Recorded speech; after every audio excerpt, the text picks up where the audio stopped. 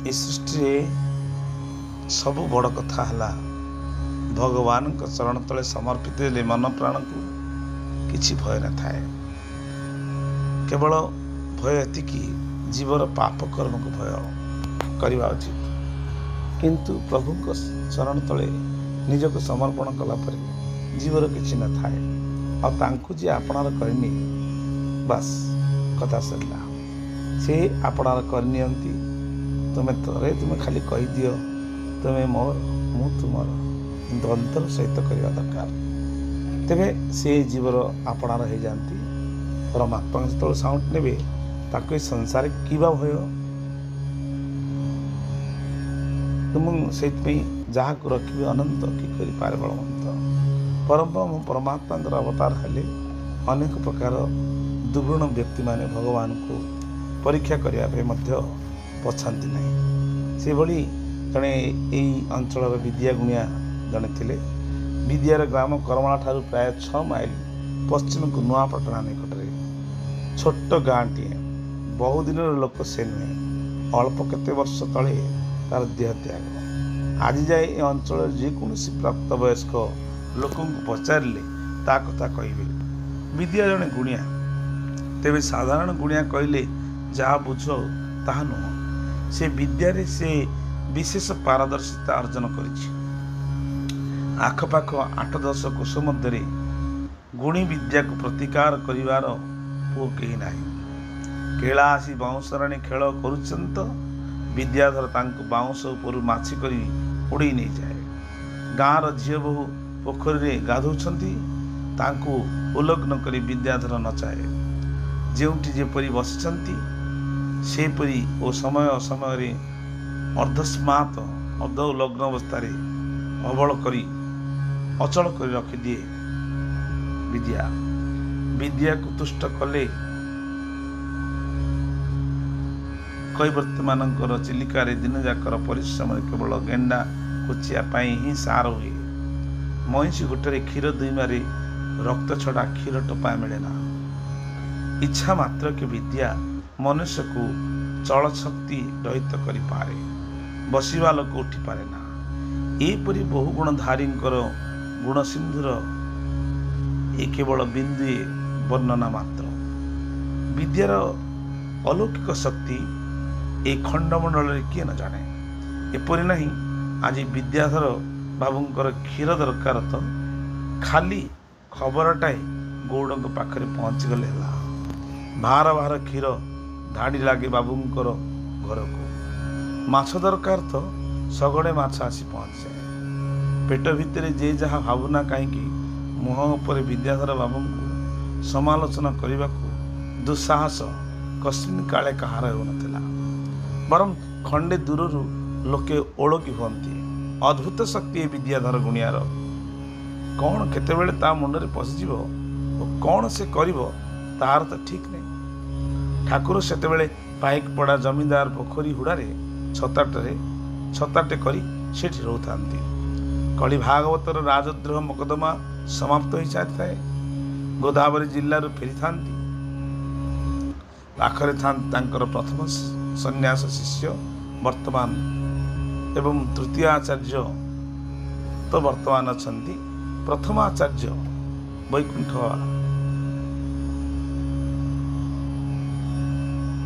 तांका पाखरे थांती।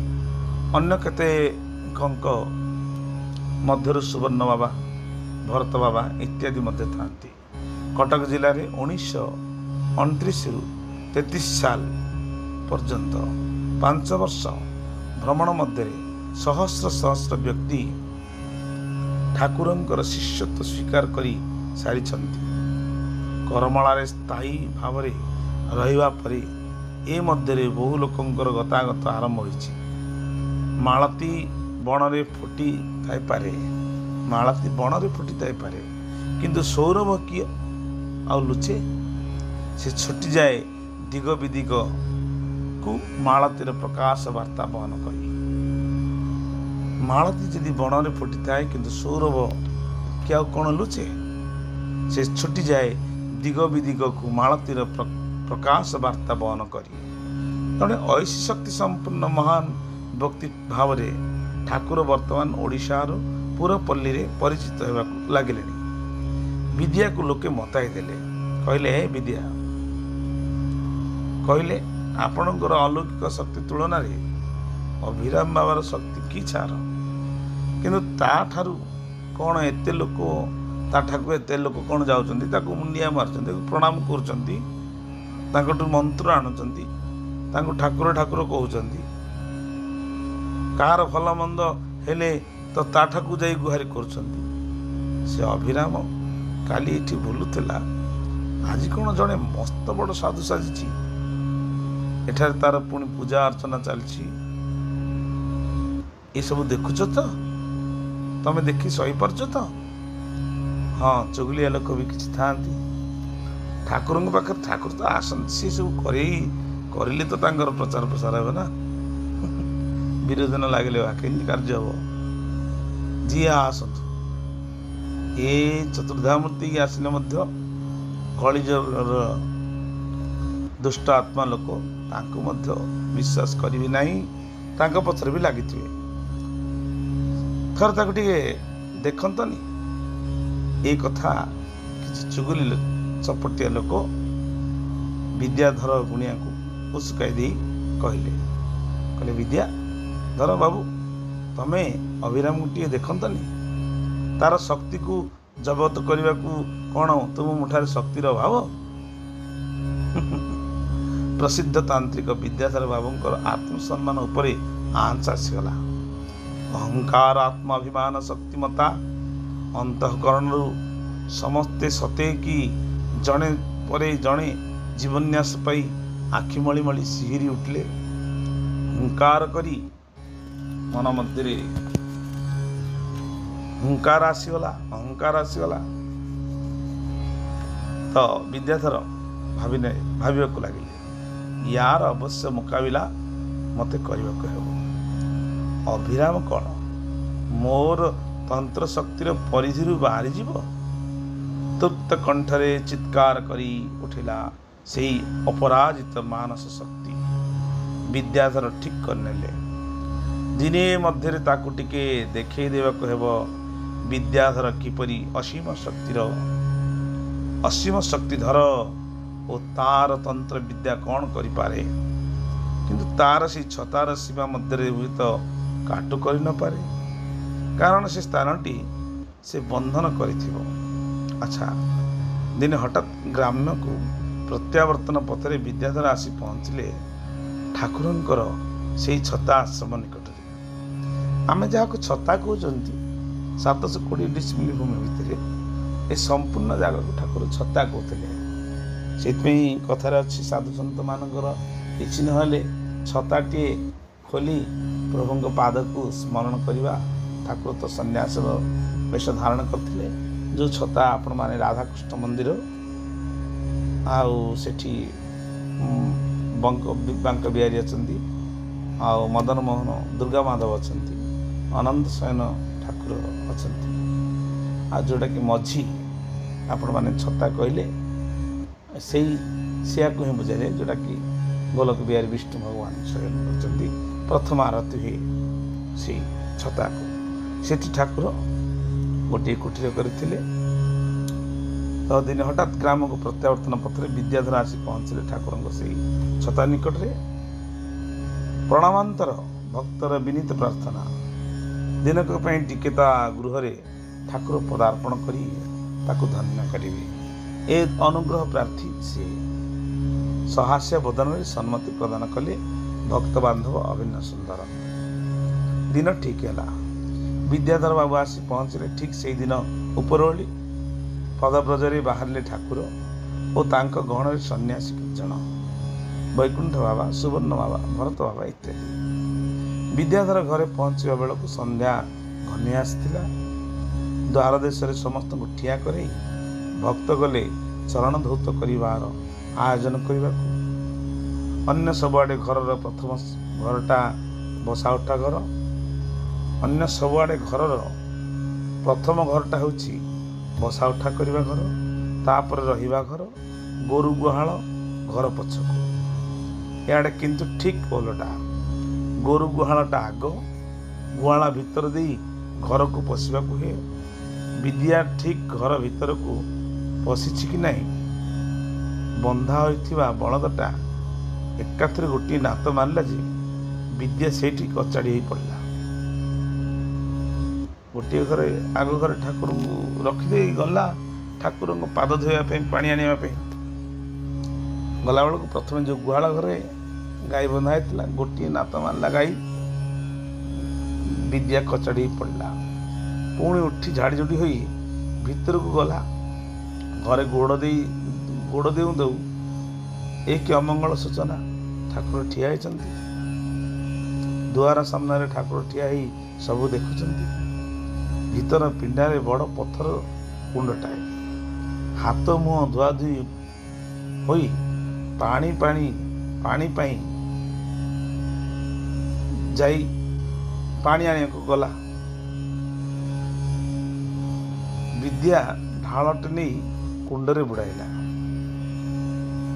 जमी पानी कुंडरे बुड़ाई पानी देव कौन पानी दब पाद धोयापी जो पानी उठे आ गोटे विचित्र घटना घटला। कुंड भितर पनिकटी ठिया करी किए बुड़े भगवान कौन इच्छा जमी पनिकी बुड़े विद्या तो जानी नहीं आ भितर पनिक अच्छी कि ठाकुर माया।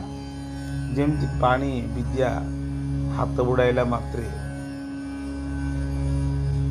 हाथटा गोटा चिरी हो गला। झरझर रक्त बही चलला। पानी कौन आनिब सेठी सेटा फोपाड़ी देला। विद्यार हाथ को चापी धरी पानी ढाल नहीं थोइला किंतु रक्ताक्त हो ठाकुर कहले ताओ ताओ ताओ सेठी थाओ। कुंडर पानी तक रक्त लाल हो गला। कौन पाद धोइबे पाद धोइबा पूर्व ठाकुर हसी हसी पचारे किरे विद्या ये सब कौन घटुची कौन खराब उद्देश्य रखी आमको डाके आनीचु कि टिके नीरव रही विद्या कह ना आज्ञा सेमती किसी ना किए गोटे पनिक रखी तो आ कौन कही हाथटा कटिगला। हो आउ धोना आ पानी तक तो रक्ताक्त हो पानी केम देवे जाओ ठाकुर तो सबू सही पारती से लीला कर विद्याधर अहंकार गर्व अभिमान को चूर्ण कर उद्देश्य से दिन गला। रात्रि ठाकुर कौन पलहार टिके नेले बाबा मान देले कार मन सेमती लगे जाओ कि पाइले मत पाखे कौन अच्छे तो समस्ते शोगले।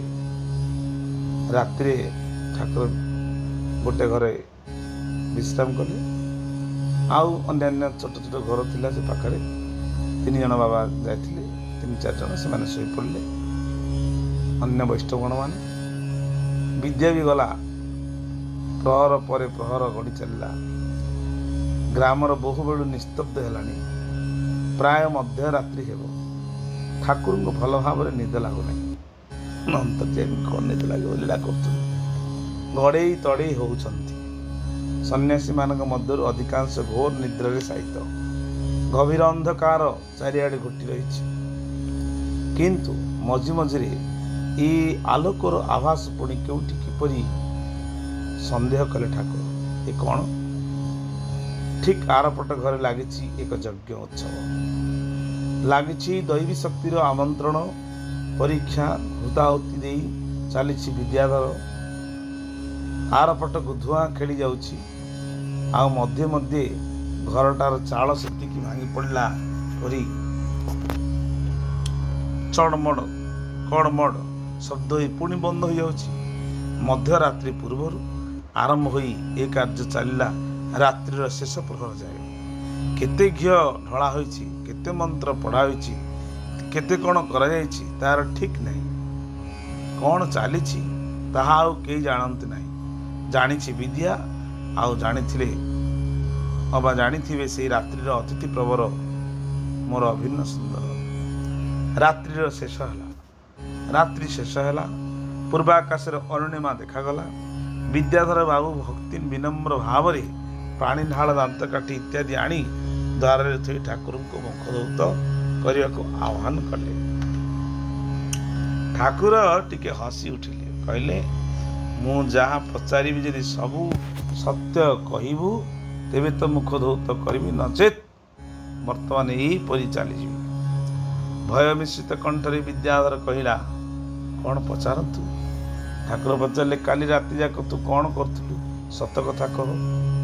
ବିଦ୍ୟାଧର ଟିକେ ନୀରବ ରହିଲା। କ'ଣ କହିବ ସେ? କିପରି ବା କହିବ? ଅନ୍ତରେ ଭୟ ଜାଗ୍ରତ ହେଲା। ନୀରବରେ ସ୍ୱୀକାର କରିବା ବରଂ ଶ୍ରେୟ, କିନ୍ତୁ ନିଜ ମୁଖରେ ନିଜର ସାଧନର ବିଫଳତା, ନିଜର ପରାଜୟ ଘୋଷଣା କିପରି ବା କରିବ? ଠାକୁର ଜିଦ୍ ଧରି ପୁଣି ପଚାରିଲେ, କ'ଣ? ଯଦି ନ କହିବୁ ତେବେ ତ ମୁଁ ଚାଲିଲି।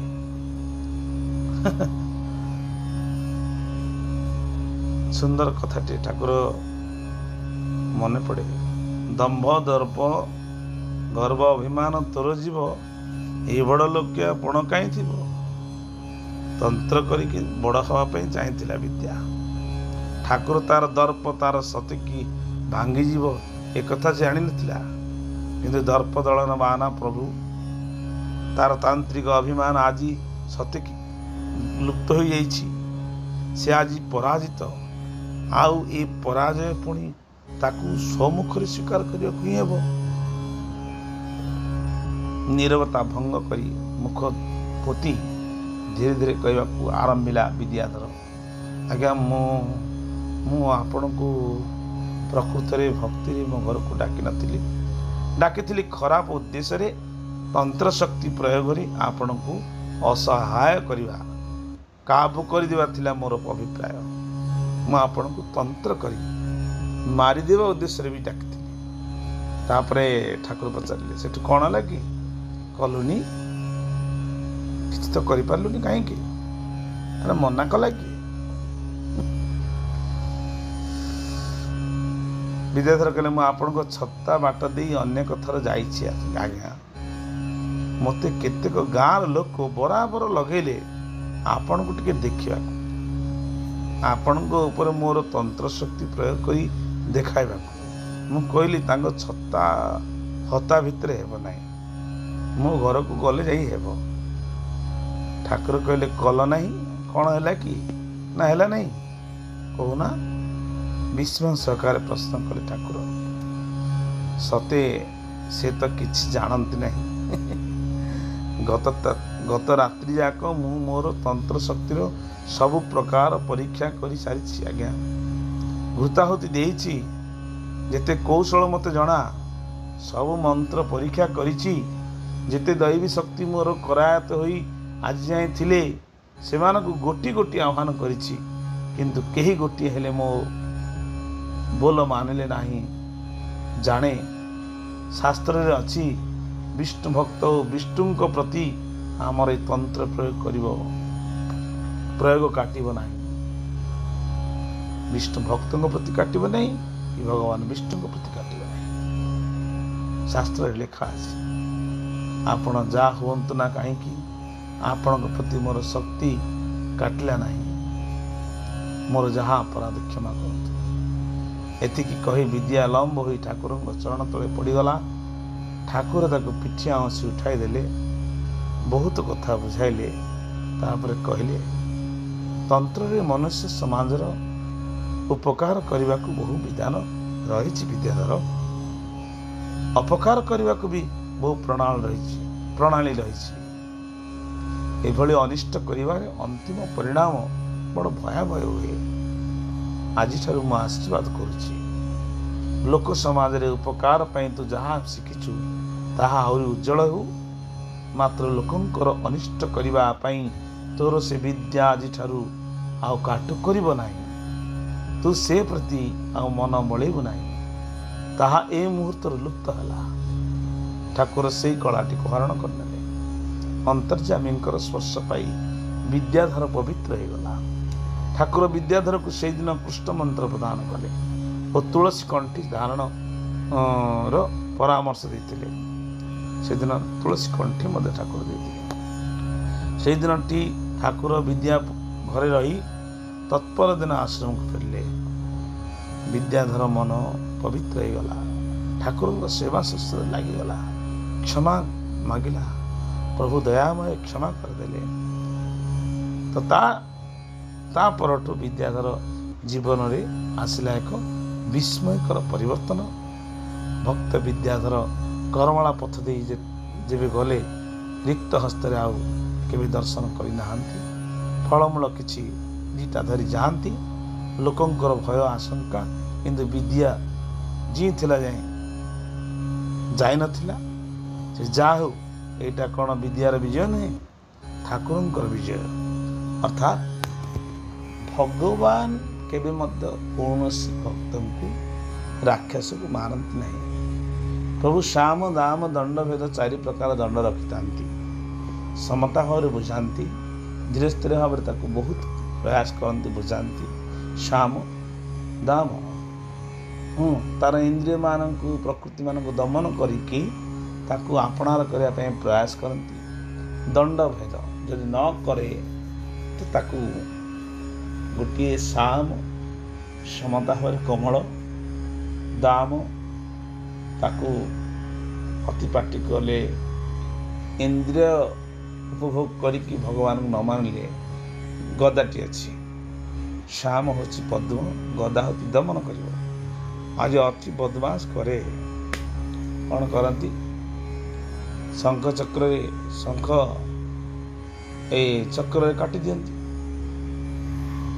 दंड भेद दंड दियंती। एभली चतुर्धामूर्तिंकर जो 4टी शंख चक्र गदा पद्म धारण करछंती, बुझाते न बुझिले जीव को शेष चक्र काटी दियंती। तो एठी भगवान मारी नाहांती, ता भितर थिबा अहंकार अभिमान को चूर्ण करी ताको आपणार करछंती। कारण जीवर स्वभाव ही अहंकार अभिमान रे जड़ी बुड़ी ही रहिबा, किंतु प्रभु जो कृपा करेंगे ताठार से नहीं जाती। कृपामय कृपारू विद्याधर निर्मल हो गला, तार मन पवित्र हो गला, तार वचन पवित्र हो गला, देह पवित्र हो गला। आ पाखे उपयुक्त जोटा कि जीवर उपकार करने गुण टिके रखिले, अपकार को ठाकुर नहीं गले। तेणु ठाकुर भाषा रे अभिमान अहंकार गर्व करिके जड़े भगवान पाखे निजर बड़पण देखाइब ठाकुर केवल सही पारते। तेणु गोटे गर्व छाड़ी गर्व कर नित्य दास कृष्णर आनंद हेबे श्रीनिवास मानस की चिंता करुनी शिवास। गर्व कर कौन भाई ना मु कृष्ण दास, मु भगवान दास, मु तांकरी चरण सेवक, तांको चरण तले जीवन को समर्पण करछि। निर्भय कि प्रभु पाखरे तांकरी सेवा करी जीवन को समर्पण करी रहिबी। आ से कृपा करी कि ए घट मध्य तांकरी कृपार जहाँ विद्या बुद्धि मु प्राप्त होइछि, तांकरी कृपार ही ए सृष्टि रे मते के जानी। मु सामान्य जीव, अर्जुन को माध्यम कले, भीम को माध्यम कले, पंचपांडव को माध्यम कले, किंतु निजे ही से भितर शस्त्र न धरिकी निजे ही महाभारत युद्ध सब युद्ध करिकी दुष्ट मानक संहार करिकी पांडव मानक रक्षा कले। तेणु से प्रभुंकर चरण तले निजक समर्पण करी जीवन को जलांजलि देई तांकरी सेवा शुश्रूषा तांको भल पाइले तांको मन मध्य दुख कष्ट हेब नहीं, से आमको भल पाइबे, आमको तांको आमे भल पाइबा। जीवन जीवर परमर जो मिलमिल हो घटर पवित्रता आसब। वंदे कृष्ण जगद्गुरु नीलाचल निवासाय नित्याय परमात्मने बलभद्रं सुभद्राभ्यं जगन्नाथाय ते नमः। मोर नाथ सिना तुमे जगतर एणु जगन्नाथ नाम गुरुंकर प्राणर प्राण तुम्हे मो भावग्राही। गुरु कृपा ही केवल भिक्षाई। महाप्रभु जो सत्ययुग आसते सत्ययुग प्रहलाद को तंत्र विद्या प्रयोग करते, त्रेतयारे इंद्रजित मेघनाद लक्ष्मण को तंत्र प्रयोग करते। आ द्वापर भगवान श्रीकृष्ण जो आसिले तांकु तंत्र प्रयोग करते कलिजुगर ठाकुर को तंत्र प्रयोग करने विद्याधर प्रयास करते किंतु पारे नहीं। विद्याधर हार मानि ठाकुर चरण तले समर्पण करी निजको बिकिदेले एवं ठाकुर निर्देश अनुसार परिचालित हेले। सत्यनारायण स्वामी जय।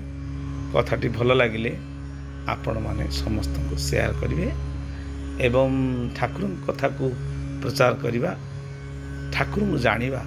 ठाकुर स्वयं अवतारी पुरुष 31तम अवतार, तेणुक स्वयं अवतारी पुरुषंकर ए महिमा प्रकाश आमे घरे घरे पहुँचेबा। तांको कृपारु तांको कथा सुनिबा को मिली। तांको लेखा जो महापुरुष मान लिखिछंती तांको आदर ही आपणे नहीं निजे जीवन रे लगेबा। सत्यनारायण स्वामी जय हो। आनंद कबार। हरि बोल हरि बोल हरि बोल हरि बोल हरि बोल।